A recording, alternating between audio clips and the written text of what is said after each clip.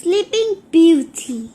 Once upon a time, in a land far away, a princess named Rose was born. The king and queen had great feasts to celebrate her birth. The entire kingdom, including Rose, 4 fairy godmothers, come to the castle for the grand events. The fairy godmother presented gifts to Rose. "My gift is a kind heart," said the first. "Mine is a gift of a playful spirit," said the second fairy godmother. "Mine is the gift of wisdom," said the third. Suddenly, a great crash of thunder erupting in the sky. The doors of the hall burst open. It stepped the evil empress, who ruled the dark forest outside the kingdom. "It seems you forgot to invite me," the empress scolded the king and queen. "No matter, I have my own gift for the sweet princess." The empress walked to the crib and looked down at the sleeping baby. "Yes, princess, you will grow up to be kind and playful and wise.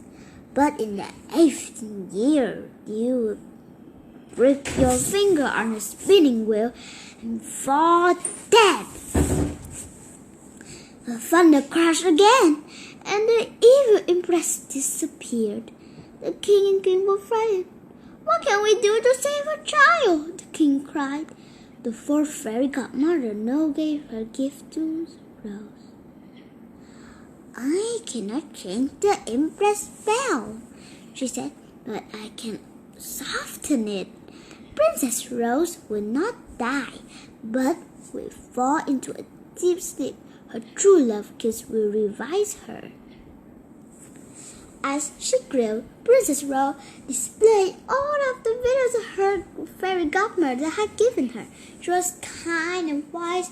She brought joy to all those around her. The king and queen remembered the evil spell and worried about Rose constantly. The guards watched over her day and night. One day, when Rose was 18, she decided to explore lands around the castle by herself. She lived away from the guards. Soon she came upon a cottage. An old woman by the door, spinning thread on a big wooden wheel. "Hello, child," said the old woman. "Come see what I'm spinning." The spinning wheel turned round and round. Rose was spellbound.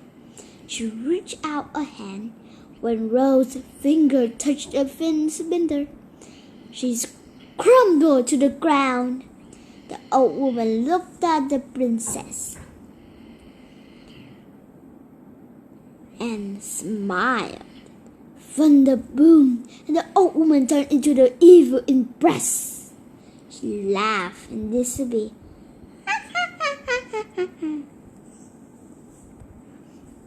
Princess Rose was laid on a bed of golden covered blankets on the finished sick. Her 4 fairy godmother watched over her. The king and queen sent word to kingdoms far and wide. They asked the brave knights and handsome prince to come to castle to try and break the sleeping spell. Day after day, the kingdom welcomed its gallant visitor. One by one, they knelt by the princess and kissed her cheek, but none of them could wake Rose. Finally, the king and queen ordered the fairy godmother to cast a sleeping spell on the entire castle.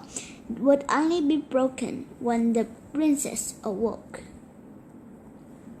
Many years later, a young prince came to the old crumbling castle. He went inside and wandered its quiet hall. In the kitchen, cooks were fast asleep. On the countertops, sleeping maids were cleaning against their brooms. court musical was slumming on the instrument. Finally, the prince wandered into the princess' chambers, where he came face to face with the 4 fairy godmothers. "Please, kind prince," said one, "a single kiss from the princess' true love will break the sleeping spell. Are you her true love?" The prince knelt down beside Rose and kissed her on the cheeks.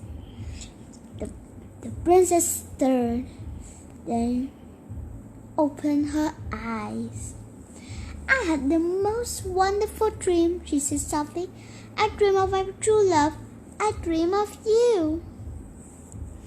All over the castle, men, women, and children awoke.